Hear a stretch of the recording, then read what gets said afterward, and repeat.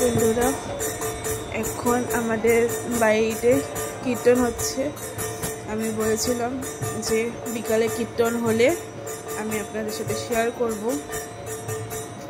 তো এখন কীর্তন হচ্ছে। কীর্তন শেষ হওয়ার পরে প্রসাদ বিতরণ করা হবে সবাইকে।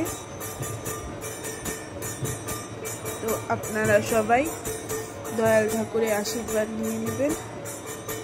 দয়াল ঠাকুর যেন সবাইকে ভালো রাখে, সবাইকে সুস্থ রাখে।